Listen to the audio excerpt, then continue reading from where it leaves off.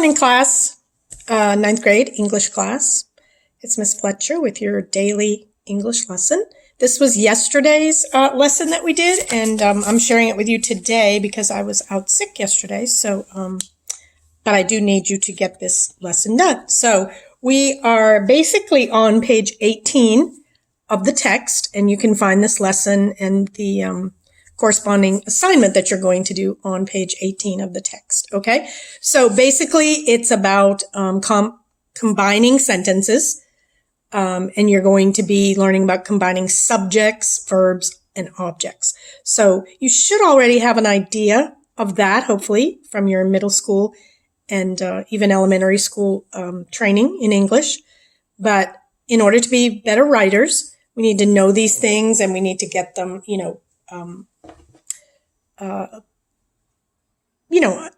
fixed, I guess, or not fixed, but we need to remember them, I guess, to be able to get our writing better. Sorry, I lost my train of thought a little bit there.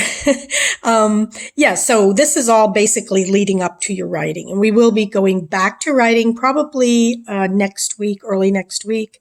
But I want to make sure that you have all the elements that you're going to need to write a decent paper up to that point. And then, of course, after we write another paper, we'll go on to more grammar and ways to write better.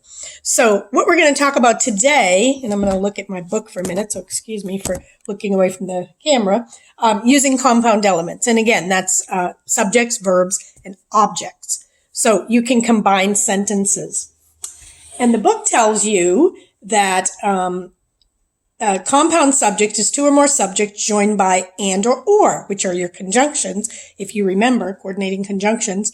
The subjects share a verb. Okay. So for instance, if you said, and I'm just going to show you these. I hope you can read them. I don't know how good or bad the light is here. Hang on. It's a little bit difficult to video on this phone as opposed to the computer. So give me 1 second to kind of set this up a little better so you can see the examples. Okay, that seems to be a little better. But that light doesn't seem to want to cooperate. Okay, so let me hold these up. Okay, so the first sentence says, Thomas skated on the pond. Okay, and then the second sentence says, Sarah skated on the pond. And the third sentence says, Seymour skated on the pond. Now, I know you already know this, but you don't have to use those three sentences. And when you're writing, you certainly don't want to repeat the same words with just different names. So you can combine those three subjects, Thomas, Sarah, and Seymour, into one sentence. Okay, they can be combined, as you can see. So the sentence would look like, Thomas, Sarah, and Seymour skated on the pond. So you take the three subjects, Thomas, Sarah, Seymour, and you just say that they skated on the pond. They're sharing that verb of skated. So the sentences can be combined like that. And of course, that's a much better way to say things than to say them three times with the same words, if that makes sense. Okay. So this is pretty elementary. So, just want to make sure, though, that you understand that you don't want to repeat and repeat and repeat when you're writing. You want to combine your sentences. And this is the first step in doing that. Okay.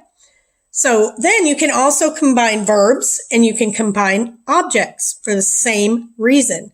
For instance, okay, so if you said the science teacher mixed the liquid, the science teacher poured it into a beaker. Okay, that's, a long sentence that needs to be combined. So you can combine those two verbs, which I've underlined in this sentence, if you can see it. The science teacher mixed, that's one verb, the liquid, and poured, that's the other verb, it into a beaker. Those are combined verbs. So all you have to say is, instead of saying the science teacher mixed the liquid, the science teacher poured it into a beaker, you want to say the science teacher mixed the liquid and poured it into a beaker. So that's a combined sentence with the combined verbs or the shared verbs. combined verbs. Okay. Okay. And then the next one, you can combine objects as well. Okay. So say we picked up empty cans and bottles on our walks. This sentence right here. We picked up empty cans and bottles on our walk. So that's combined. We picked up empty cans and bottles. That's a combined object on our walk. So you wouldn't want to say again, we picked up empty cans on our walk. We picked up empty bottles on our walk. You wouldn't want to put those two sentences and be repetitive. You want to combine them. Okay. So you're combining objects, cans and bottles. Okay. That's combining objects. And then the other thing that you can combine is your prepositional, or the object of the prepositions. So you could say our house is carpeted in the living room and the dining room. So you don't want to say again, our house is carpeted in the living room. Our house is carpeted in the dining room. Two sentences that are unnecessary. You want to combine your objects of the preposition, living room and dining room. Okay. And you want to say our house is carpeted in the living room and the dining room. So you're combining your prepositional, your objects of the prepositional phrase. Okay. Or objects of the prepositions. So that's pretty much what we're going to talk about today. And then you're going to do an assignment for it. It's not a big lesson. So, you know, it's something though that you need to be aware of. So when you're writing, you can write properly your sentences. Okay. So on page 18, you may not see, but, when you go to your text, or if you have it with you right now, you can be looking at it. Okay. So you want to, again, your goal is to create smoother, more effective sentences in combining sentences that have elements in common. For instance, subjects, verbs, objects, or objects of the preposition. Okay. You can do this by forming compound subjects, verbs, or objects as illustrated in the following examples. So I'm going to go over these examples with you, and you can read them in your text, and you need to go over them again before you do the assignment. Okay. So of course you have common predicates, which are verbs. A sentence will have a subject and a predicate, and the predicate is actually the verb. Okay. So some mountain ranges serve as evidence that the continents were once joined. Okay. Some road fields also provide evidence. So instead of saying those two sentences, and I apologize, the light is kind of hard to see. Some mountain ranges serve as evidence that the continents were once joined. Some coal fields also provide evidence. So instead of saying that long sentence, you can say some mountain ranges and coal fields serve as evidence that the continents were once joined. So you're putting the two subjects together. Okay. You're saying that the mountain ranges and coal fields, okay, are evidence. So just in one sentence, you're combining it and making it a more interesting and a more cohesive sentence. Okay. Same with subjects, common subjects. German scientist Alfred Wegener studied relationships of the continents. He hypothesized that they had moved. Okay, so you can combine that sentence, those two sentences, saying German scientist Alfred Wegener studied the relationship of the continents and hypothesized that they had moved. So there you have a compound verb. Okay. So you're just putting those two verbs in one sentence, combining them and making it a better and more cohesive sentence. They flow better that way. Okay. And that's what your goal is in your writing, for your sentences to flow and to be easier to read for your reader. Okay. So, you can do that. And I want you to finish reading that on page 18. It gives you those examples. I'm not going to read through all of them for you, but you do need to read that information before you do the exercise, which, so what you want to do for homework, or for classwork, actually, we did this for classwork, is exercise 2 on page 30.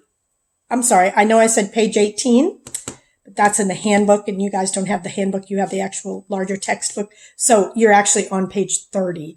So I apologize for that, but there's 2 page numbers on the book and one's the handbook, but you have the actual larger textbook. So you're going to be on page 30. Okay.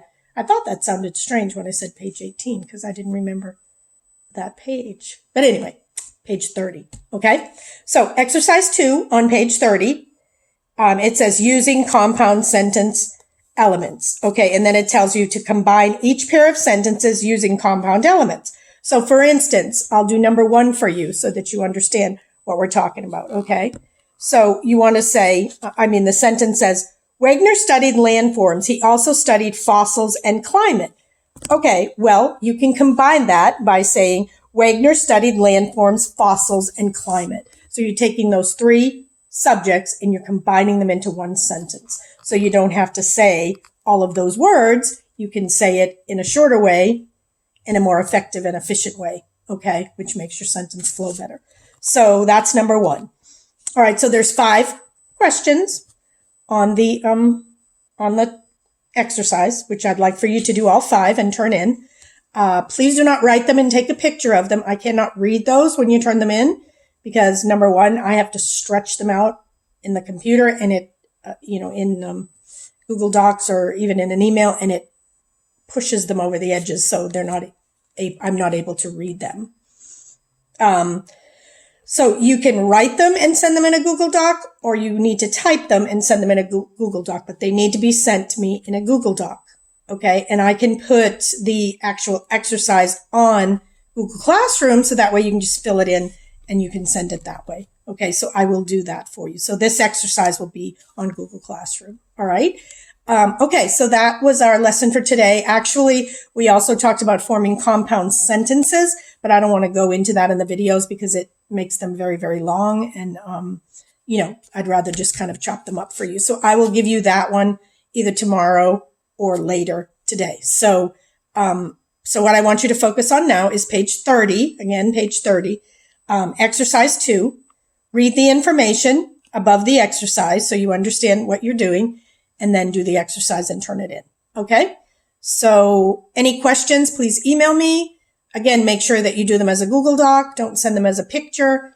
And make sure that you're doing the work when you're supposed to be doing it because you're online student. So you should be in the class when the class is taking place. In other words, if the class is taking place that day, like for instance, yesterday, Monday, we had your class, second period English.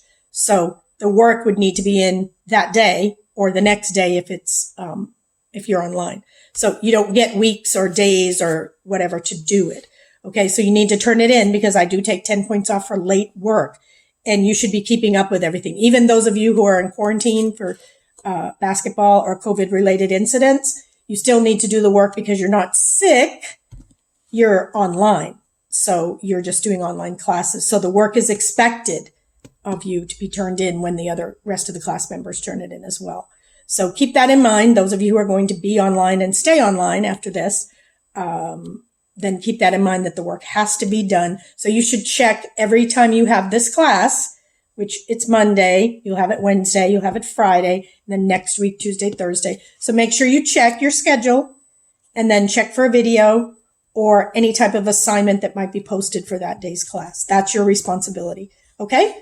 So, just keep that in mind because it doesn't make it any easier on me for you to turn in your work a week late and then I'm scrambling to get it graded. So if you want the grade that you deserve, if you want the hundreds or whatever, you need to do the assignments on time because every late day is 10 points off. So make sure that you do that. Okay.